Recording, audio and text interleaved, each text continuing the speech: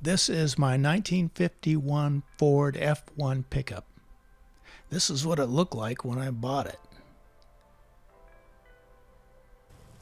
This is what it looks like today. As you can see, I've done some major changes. It involved taking the body off the frame, a lot of changes and upgrades underneath that can't be seen, including interior. It has a GM drivetrain.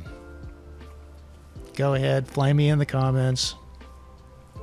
But it's been dependable since 2013.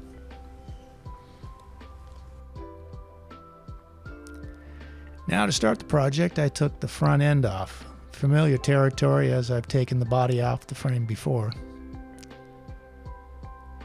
Now I replaced the timing chain and gears. Came in a kit. It's a good opportunity to check the pistons and the cylinders here as well.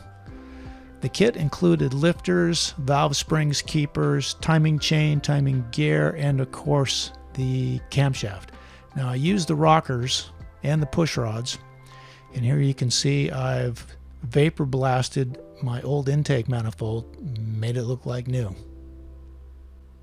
Nothing not to like there.